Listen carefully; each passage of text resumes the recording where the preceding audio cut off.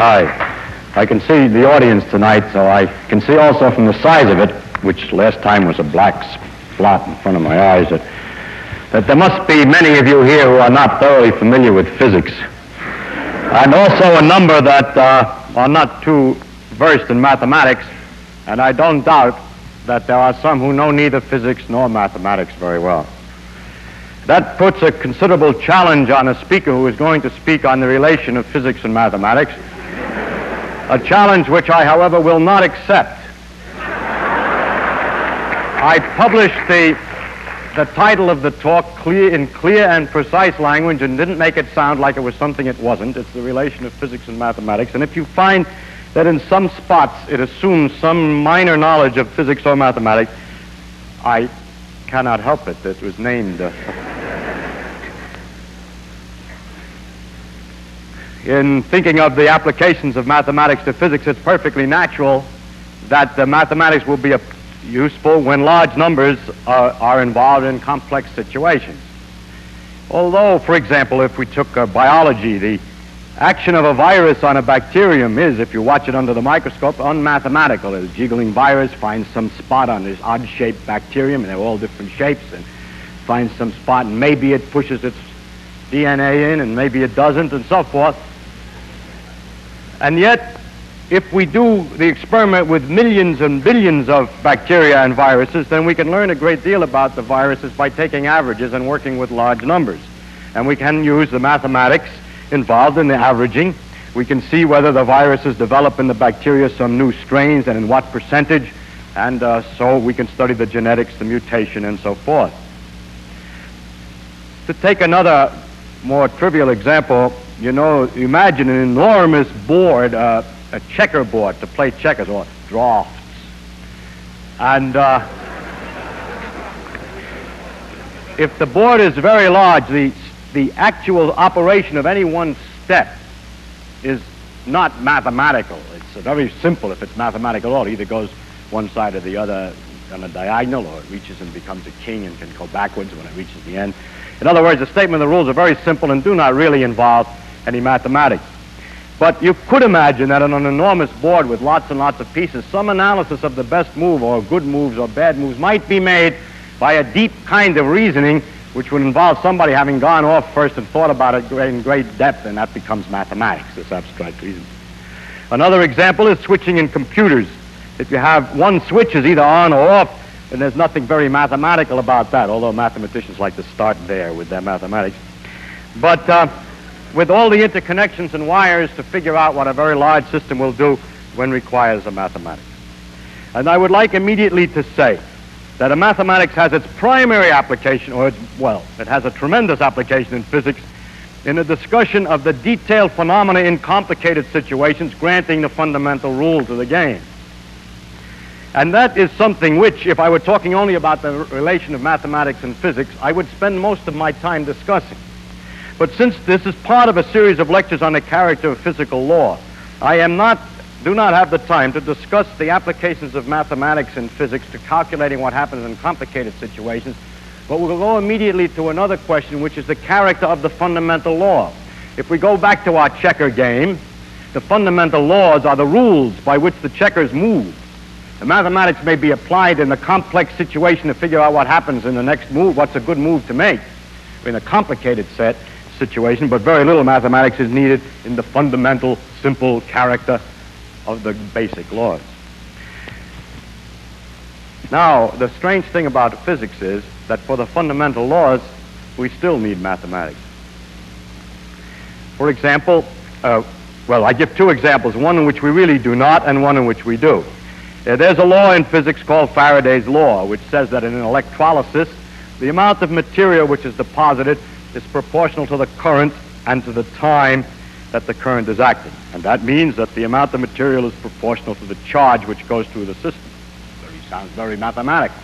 But what's actually happening is that electrons going through the wire each carry one charge. And to take an example, a particular example, it may be that to deposit one atom requires one electron to come.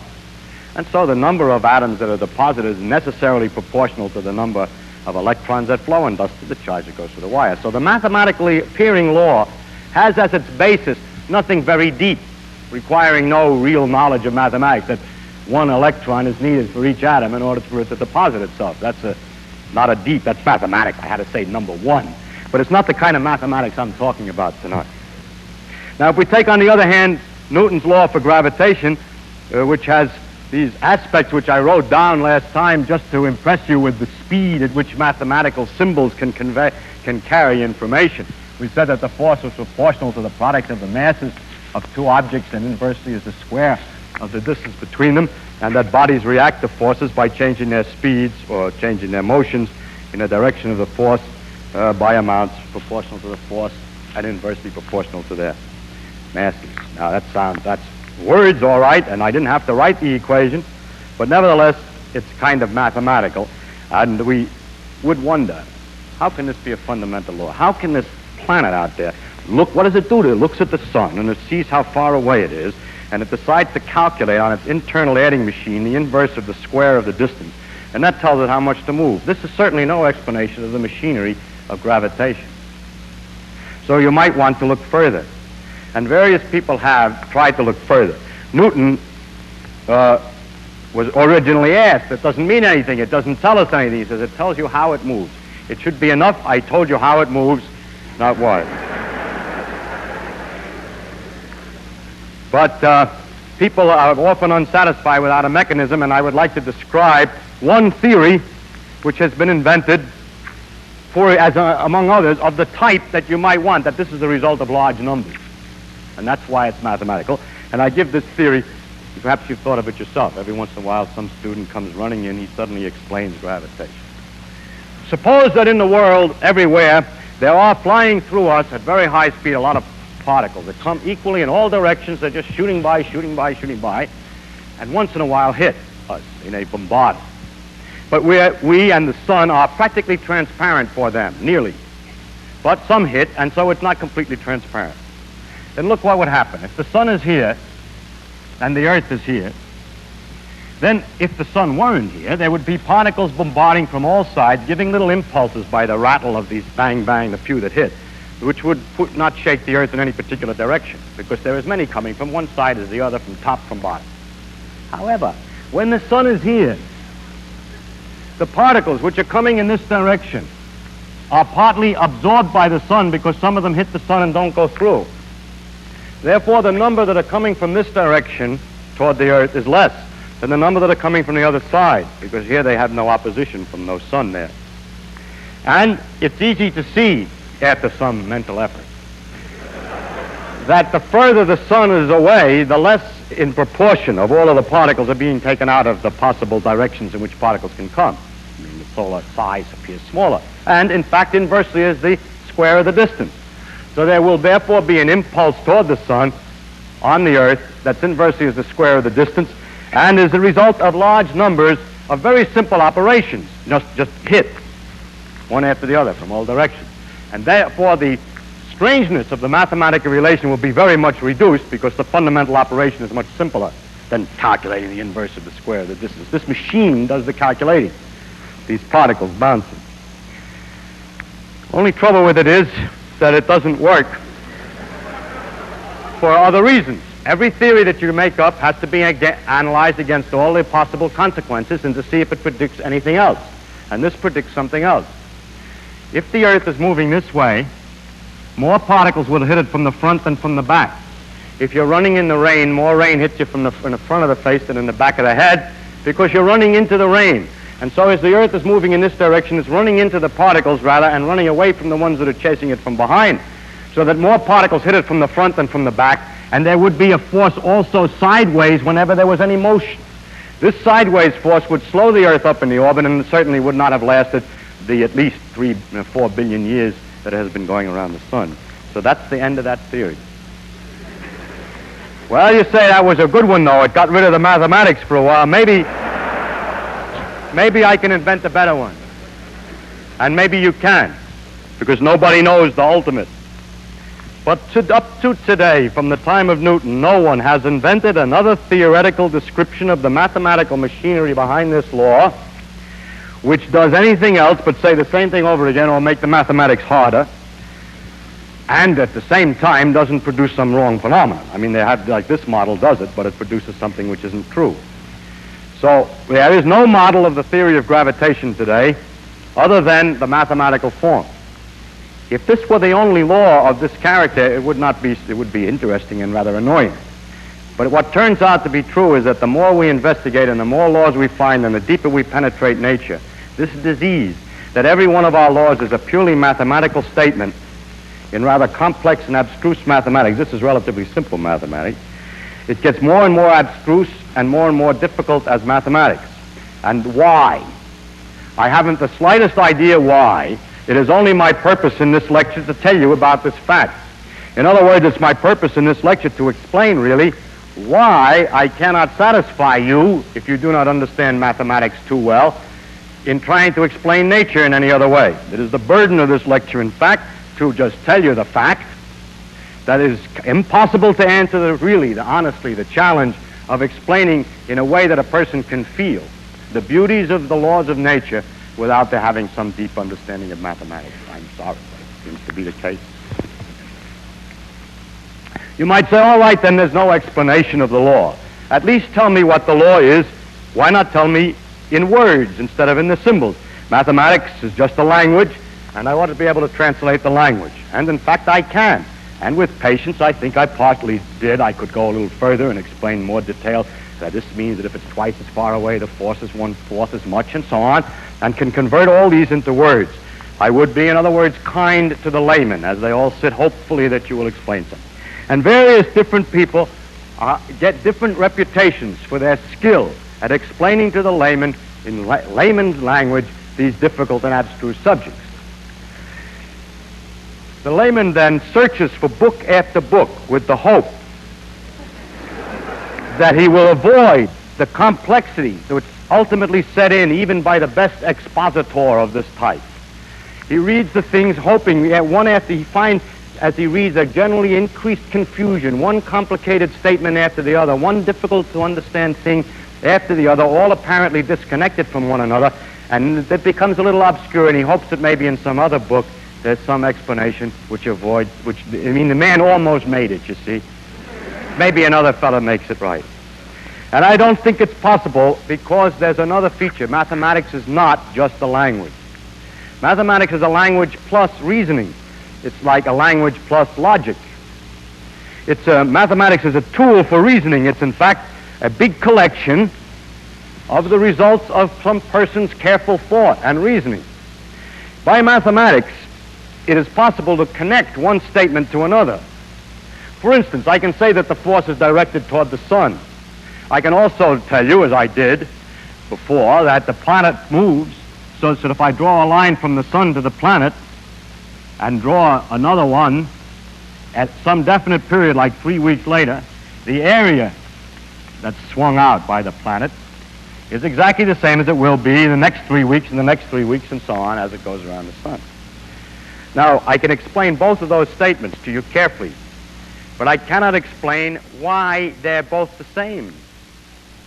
So that if you don't appreciate the mathematics, you cannot see that the great variety of facts, the enormous apparent complexity of nature with all its funny laws and rules, each of which have been carefully explained to you, are really very closely interwoven. That logic permits you to go from one up to the other.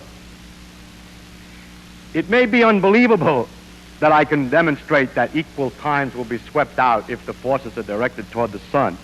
And just to, if I may try, I will show you one demonstration to show you that those two things really are equivalent. And so that you can appreciate that there's more to merely the statement of the two laws, that the two laws are connected such that reasoning alone will bring you from one to the other.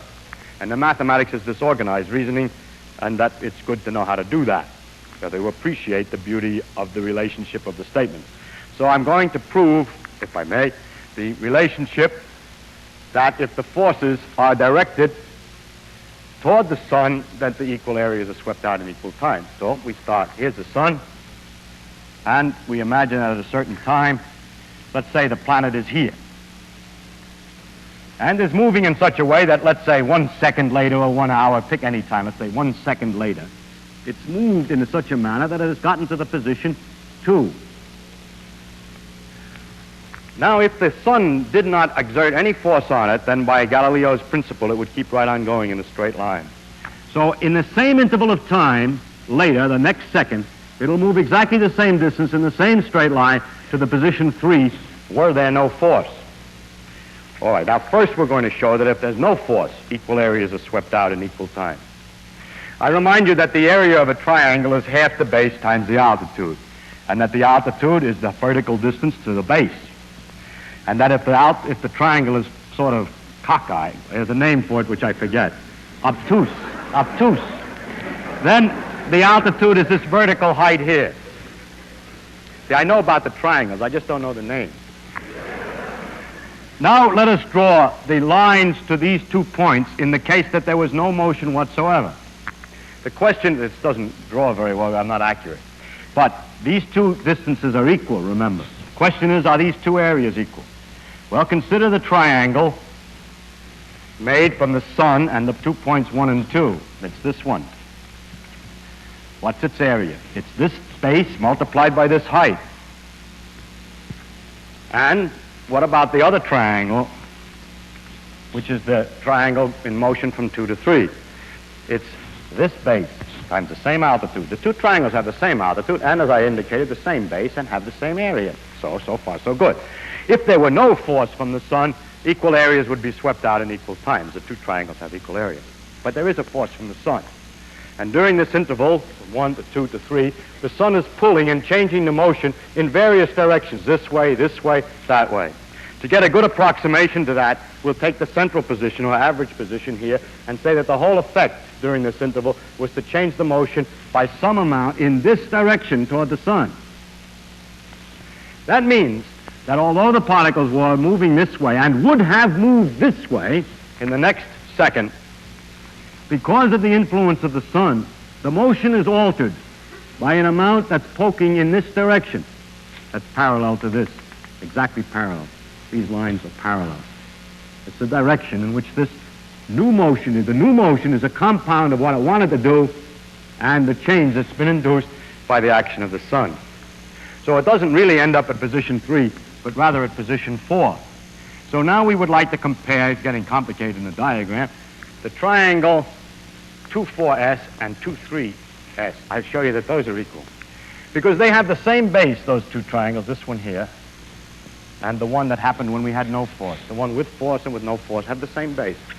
And do they have the same altitude? Sure, because they're included between parallel lines, and so they have the same altitude. And thus the area of the last triangle I drew is the same as the second one I drew, this 1, 2, 3, and that I had proved earlier was the same as the first one. So in the actual orbital motion of the planet, the area of the first, in second, and in the second are equal.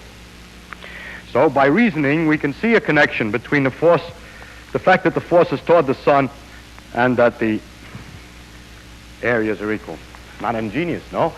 This was, I borrowed this from Newton. It comes right out of the Principia, diagram and all. The letters are different, that's all, because he wrote in Latin. These are Arabic numerals. But incidentally, Newton made his proof geometrical like this, and made all his proofs in his book geometrical of this type. Today we don't use that kind of reasoning. We use a kind of analytic reasoning with symbols, which this kind of reasoning requires an ingenuity to draw the right triangles, the correct triangles, I mean, to notice about the areas and to figure out how to do it. You have to be clever. But there have been improvements in the methods of analysis so that one can be quite more stupid. And I write much faster, you're much more efficient then. And I want only to show what it looks like in the notation of the more modern mathematics, where you don't do anything but write a lot of symbols to figure it out. First, we would like to talk about how fast the area changes, and we represent that by area dot. And the area changes because of when the radius is swinging, it's the component of velocity at right angles to the radius times the radius that tells how fast the area changes. So this is the component of the radial distance multiplied by the velocity or rate of change of the distance. Now the question is whether the rate of change of area itself changes. The principle is it's not supposed to change. The rate of change of area is not supposed to change. So we differentiate, so-called, this again, and we put, that'll mean some little trick about putting dots in the right place. And that's all. You have to learn the tricks. It's just a series of rules that people have found out that are very powerful for such a thing. And this says the component of the velocity at right angles to the velocity. It is none. There is none. The velocity is in the same direction as itself. And the acceleration, which is this thing, the second derivative, or the derivative of velocity, is the force divided by the mass. So this says that the rate of change of the area is the component of force at right angles to the radius. But if the force is in the direction of the radius, as Newton said, then there's no force at right angles to the radius, and that means that the rate of change of area doesn't change. I just wanted to illustrate the different kinds of notation. Now, Newton knew how to do this, more or less, a slight different notation, but he wrote everything this way because he tried to make it possible for people to read his papers. He invented the calculus, which is this kind of mathematics, and is a good illustration of the relation of mathematics to physics. When the problems in physics get difficult, we may often look to the mathematicians who have already studied such a thing and have reasoned about such an item before and have prepared a line of reasoning for us to follow. On the other hand, they may not have, in which case we have to invent our own line of reasoning, which will then pass back to the mathematicians, because everybody who reasons carefully about anything is making a contribution to the knowledge of what happens when you think about something. And if you abstract it away and send it to the Department of Mathematics, they put it in the books as a branch of mathematics.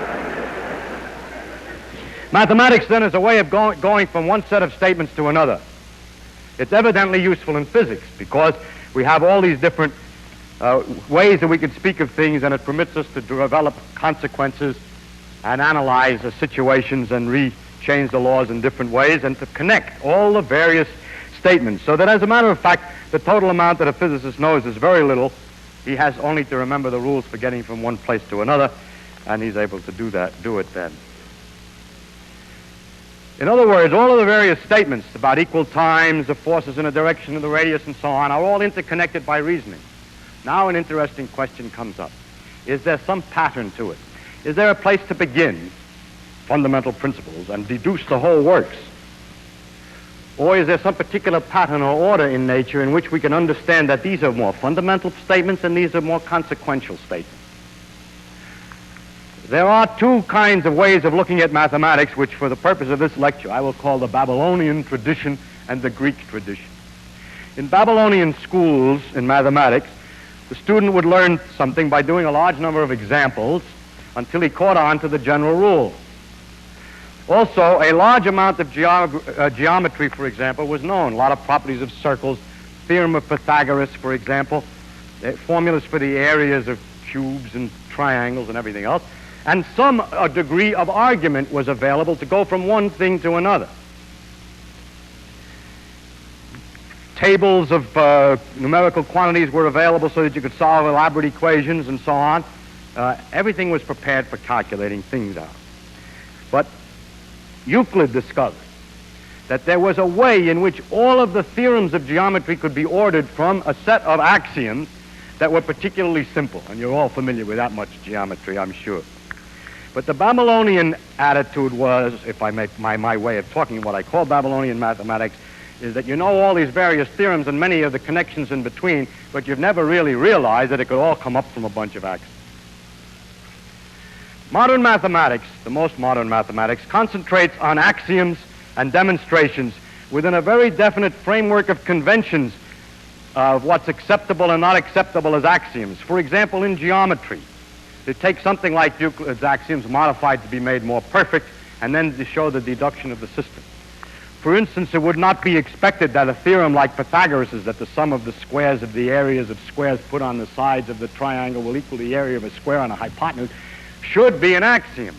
On the other hand, from another point of view of geometry, that of Descartes, the Pythagorean theorem is an axiom. So the first thing we have to worry about is that even in mathematics, you can start in different places. Because of all these various theorems are interconnected by reasoning, there isn't any real way to say, well, these on the bottom here are the bottom, and these are connected through logic.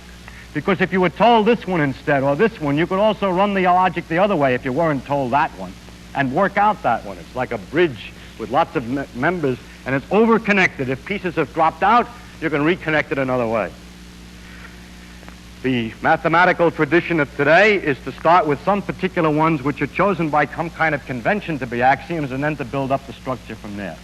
The Babylonian thing that I'm talking about, which I don't really not Babylonian, but it's to say, well, I happen to know this and I happen to know that and maybe I know that, and I work everything out from there. And tomorrow I forgot that this was true, but I remembered that this was true, and then I reconstruct it again, and so on. I'm never quite sure of where I'm supposed to begin and where I'm supposed to end. I just remember enough all the time so that as the memory fades and the pieces fall out, I put the thing back together again every day. The method of starting from the axioms is not efficient in obtaining the theorems. In working something out in geometry, you're not very efficient if each time you have to start back at the axioms. But if you have to remember a few things in the geometry, you can always get somewhere else. It's much more efficient to do it the other way. And what the best axioms are not exactly the same, in fact are not ever the same, as the most efficient way of getting around in the territory. In physics, we need the Babylonian method and not the Euclidean or Greek method, and I would like to say why. The problem in the Euclidean method is to make something about the axioms a little bit more interesting or important. But the question that we have is, in the case of gravitation, is it more important, is it more basic, is it more fundamental, is it a better axiom to say that the force is directed toward the sun, or to say that equal areas are swept in equal time?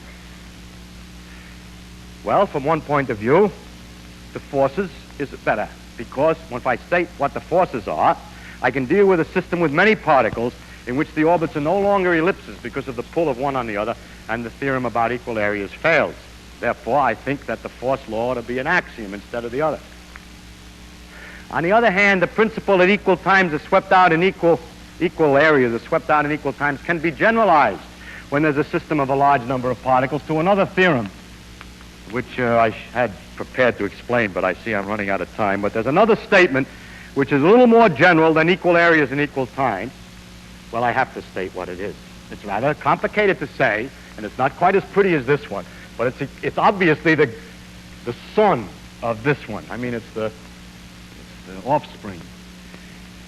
If you look at all these particles, Jupiter, Saturn, the sun, and all these things going around, lots of stars or whatever they are, all interacting with each other, and look at it from far away and project it on a plane, like this picture, then everything is moving this way, and moving that way, and so on. Then take any point at all, say this point, and then calculate how much each one is changing its area, how much area is being swept out by the radius to every particle, and add them all together.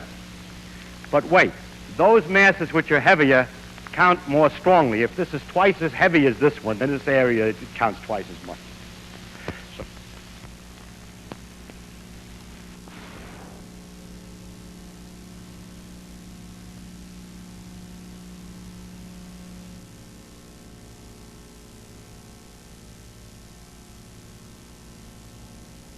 that's doing the sweeping, and the total of all of that is not changing in time. That's the generalization, obviously, of the other one. Incidentally, the total of that is called the angular momentum, and this is called the law of conservation of angular momentum. Conservation just means that it doesn't change. Now, one of the consequences of this is, just to show what it's good for, imagine a lot of stars falling together to form a nebula, or a galaxy.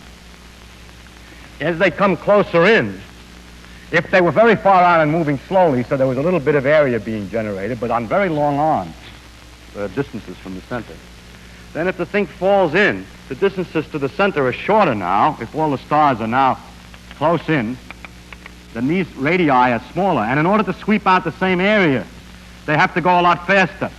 So as the things come in, they swirl around, and thus we can roughly understand the qualitative shape of the spiral nebulae. You can also understand in the same way, exactly the same way, the way a skater spins when you start with a leg out, moving slowly, and as you pull the leg in, it spins faster, because when the leg is out, it's contributing, when it's moving slowly, a certain amount of area per second, and then when it comes in to get the same area, you have to go around faster. But I didn't prove it for the skater. The skater uses muscle force. Gravity is a different force. Yet it's true for the skater. Now we have a problem.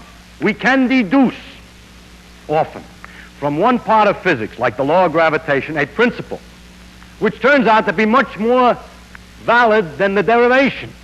This doesn't happen in mathematics, that the theorems come out in places where they're not supposed to be. In other words, if we were to say that the postulates of physics were this law of gravitation, we could deduce the conservation of angular momentum, but only for gravitation. But we discover experimentally that the conservation of angular momentum is a much wider thing. Now, Newton had other postulates by which he could get the more general conservation law of angular momentum, but Newtonian laws were wrong. There's no forces, it's all a lot of baloney, the particles don't have orbits, and so on. Yet, the analog, the exact transformation of this principle about the areas, the conservation of angular momentum, is true with atomic motions in quantum mechanics and is still, as far as we can tell today, exact. So we have these wide principles which sweep across all the different laws. And if one takes too seriously his derivations and feels that this is only valid because this is valid, you cannot understand the interconnections of the different branches of physics. Someday, when physics is complete, then maybe with this kind of argument, we know all the laws, then we could start with some axioms, and no doubt somebody will figure out a particular way of doing it. And then all the deduction will be made. But while we don't know all the laws, we can use some to make guesses at theorems which extend beyond the proof. So in order to understand the physics, one must always have a neat balance and contain in his head all of the various propositions and their interrelationships, because the laws often extend beyond the range of their deductions. This will only have no importance when all the laws are known. Another thing that's interesting in the relation of mathematics to physics is this, a very strange thing, that by mathematical arguments you can show that you can start from very many different apparent starting points and come to the same thing.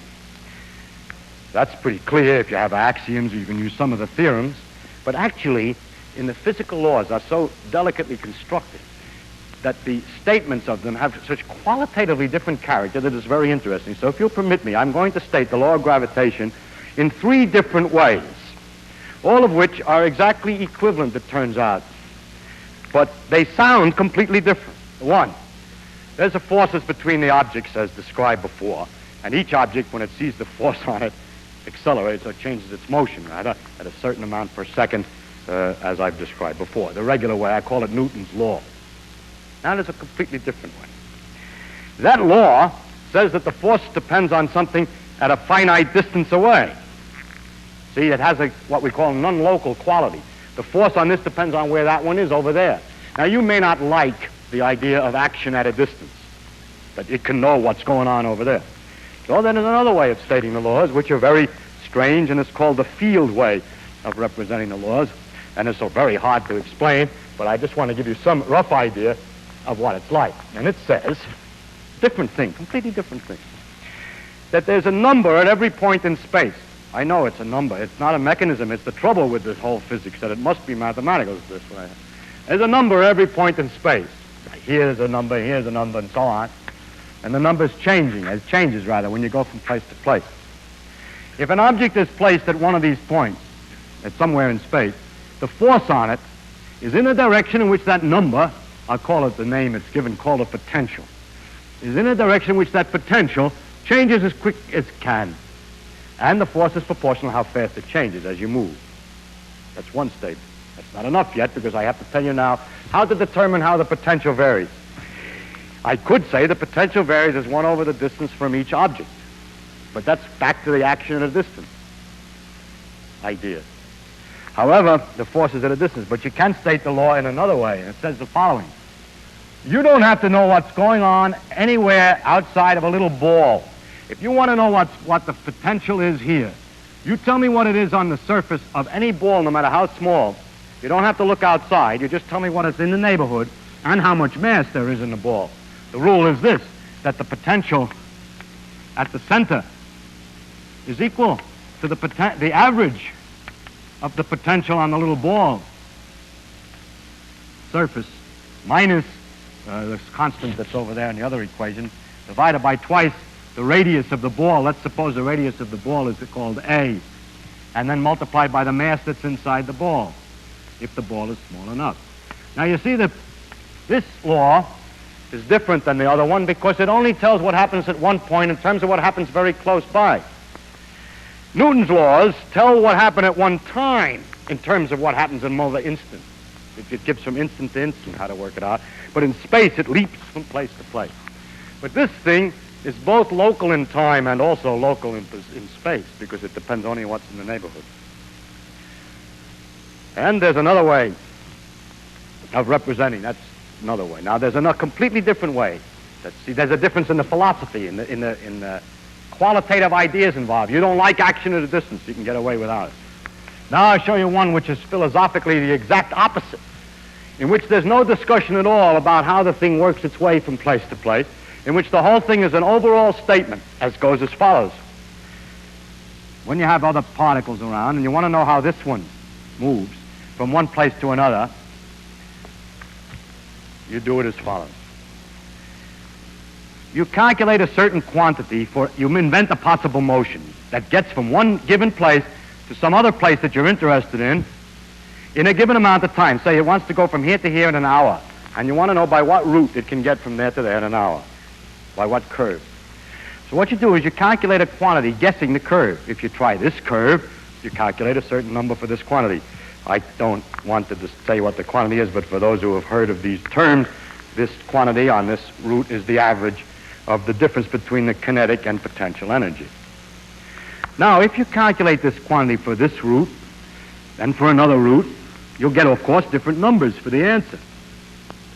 But there's one route which gives the least possible number for that, and that's the route that the particle takes. Now we're describing the actual motion, the ellipse, by saying something about the whole curve. We have lost the idea of causality, that the particle's here, it sees the pull, it moves to here, it goes. Instead of that, in some grand fashion, it smells all the curves around here, all the possibilities, and decides which one to take. This is an example of the wide range of beautiful ways of describing nature, and that when people talk that nature must have causality, well, you could talk about it this way. Nature must be stated in terms of a minimum principle. Well, you can talk about it this way. Nature must have a local field. You can do that, and so on. And the question is, which one is right?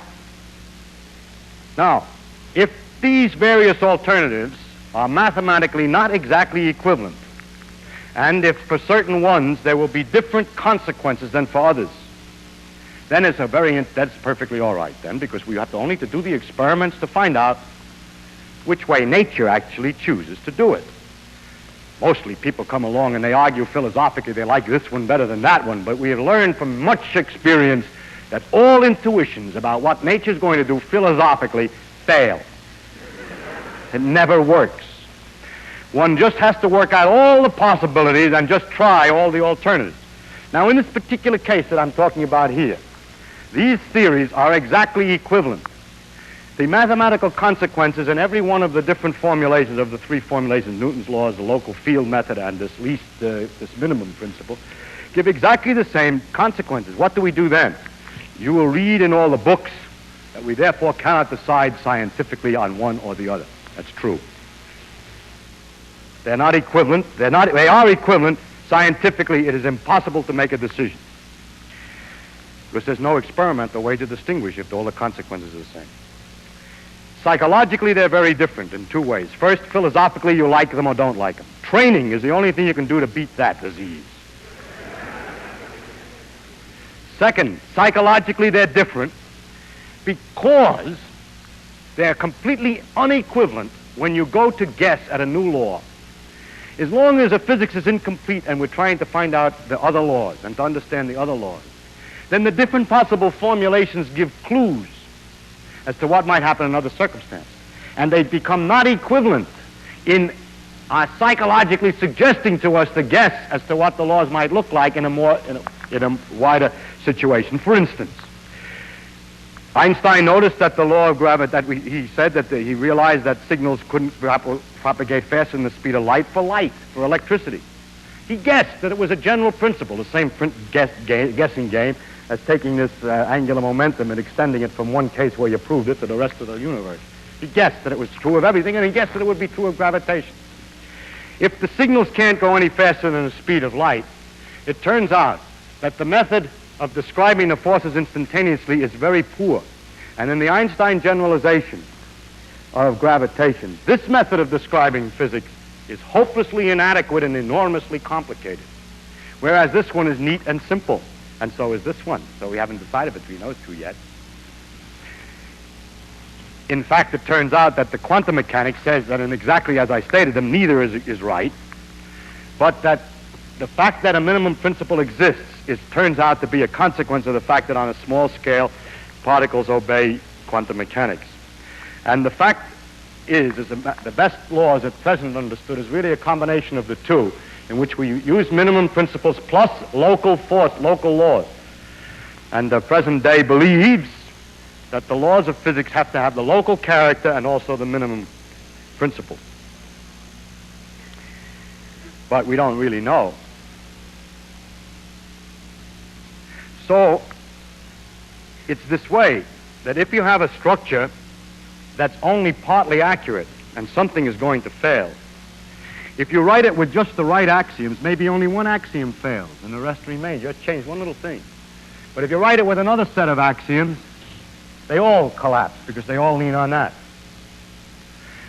But we can't tell ahead of time, without some intuition and guesswork, as to which is the best way to write it until we find out the new situation. So we must therefore always keep all of the alternative ways of looking at the thing in our heads. So the physicists do Babylonian mathematics and pay little attention to the precise reasoning from fixed axioms.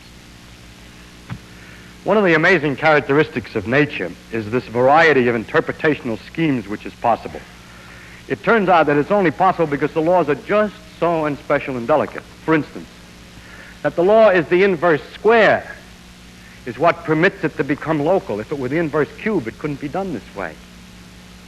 That the other end of the equation, that the force is related to the rate of change of the velocity, that's a consequence that permits this kind of a way of writing the laws, the minimum principle, because, for instance, if the force were proportional to the rate of change of position instead of velocity, you couldn't write it in that way. If you try to modify the laws much, you find you can only write them in very much fewer ways. I always find that mysterious, and I don't understand the reason why it is that the laws of physics always seem to be possible to be expressed in such a tremendous variety of ways. They seem to be able to get through several wickets at the same time.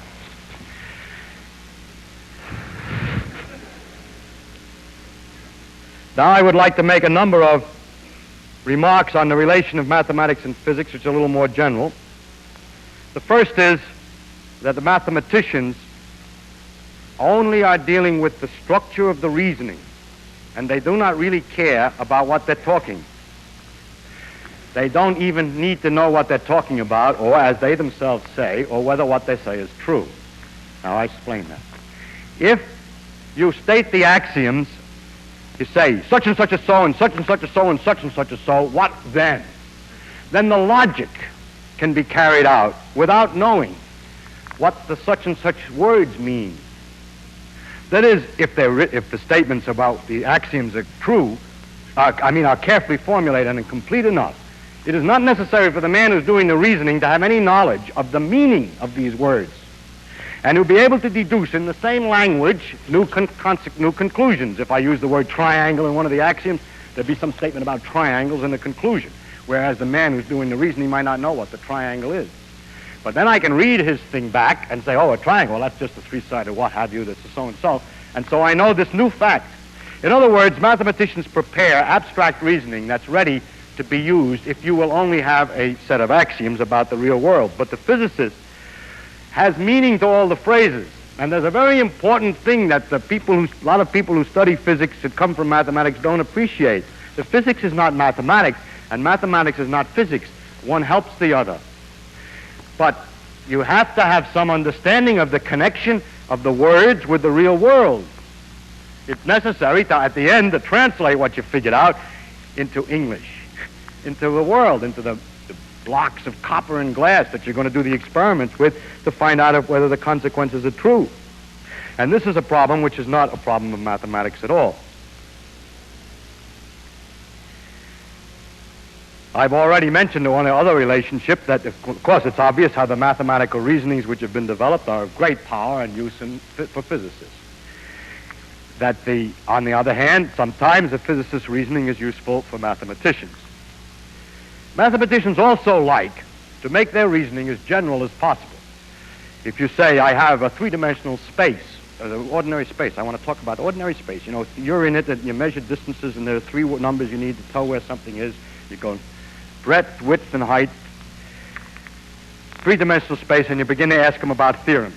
Then they say, now look, if you had a space of n dimensions, then here are the theorems. Well, I say, yeah, but I only want the case 3. Well, substitute n equals 3.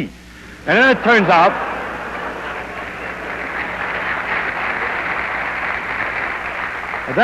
out that very many of the complicated theorems they have are much simpler because it happens to be a special case.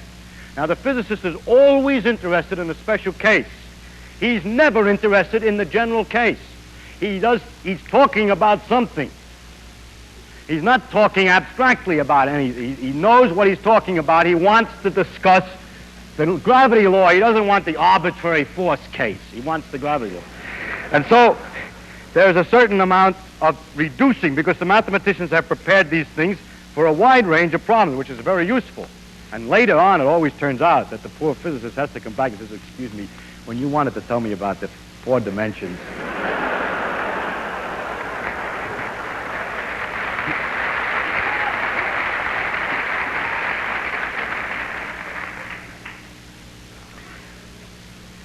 Now, another item that's interesting in this relationship is the question of how to do new physics.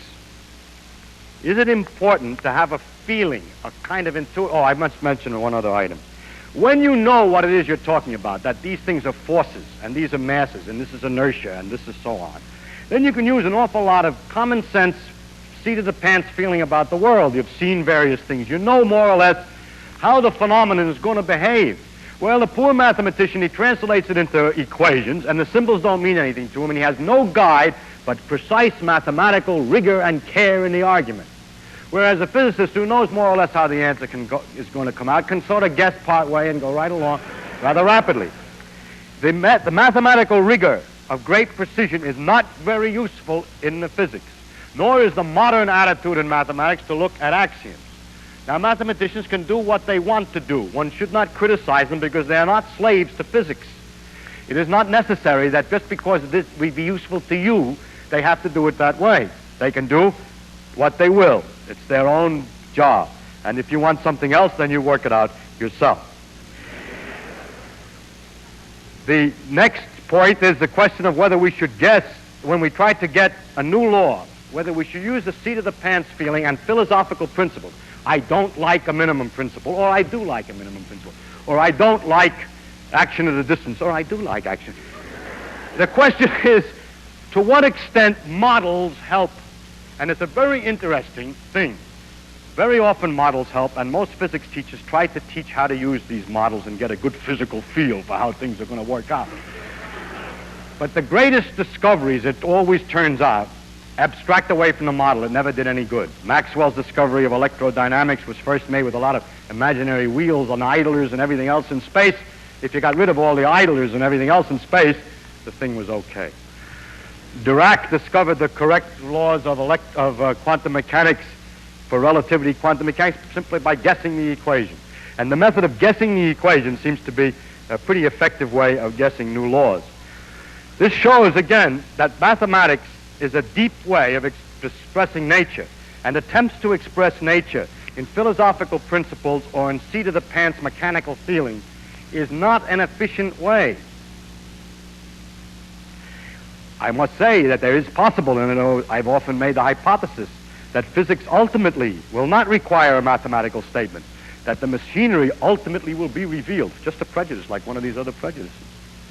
It always bothers me that in spite of all this local business, what goes on in a tiny, no matter how tiny a region of space, and no matter how tiny a region of time, according to the laws as we understand them today, takes a computing machine an infinite number of logical operations to figure out. Now, how can all that be going on in that tiny space? Why should it take an infinite amount of logic to figure out what one stinky tiny bit of space-time is going to do? And so I made the hypothesis often that the laws are going to turn out to be, in the end, simple like the checkerboard, and that all the complexity is from size. But that is of the same nature as the other speculations that other people make. It says, I like it, you don't like it. It's not good to be too prejudiced about the thing. To summarize, I would use the words of Jeans, who said that the great architect seems to be a mathematician. And for you who don't know mathematics, it's really quite difficult to get a real feeling across up to the beauty, or the deepest beauty of nature. C.P. Snow talked about two cultures. I really think that those two cultures are people who do and people who do not have had this, people who have had and people who have not had this experience of understanding mathematics well enough to appreciate nature once. It's too bad that it has to be mathematics, and that mathematics for some people is hard. When one of the, it's reputed, I don't know if it's true, that when one of the kings was trying to learn geometry from Euclid, he complained that it was difficult. And Euclid said that there's no royal road to geometry. And there's no royal road. It's not we cannot, as people who look at this thing as a physicist, cannot convert this thing to any other language. You have, if you want to discuss nature, to learn about nature and to appreciate nature, it's necessary to find out the language that she speaks in. She offers her information only in one form. We are not so unhumble as to say, demand that she change before we pay any attention. It seems to me that it's like all the intellectual arguments that you can make would not in any way, or very, very little, will communicate to deaf ears what music, the experience of music really is. And all the intellectual arguments in the world will not convince those of the other culture. The philosophers who try to teach you by telling you qualitatively about this thing. Me, who's trying to describe it to you, but it's not getting across because it's impossible. We're talking to deaf ears. And it's when it's perhaps that the horizons are limited, which permit such people to imagine that the center of the universe of interest is man. Thank you.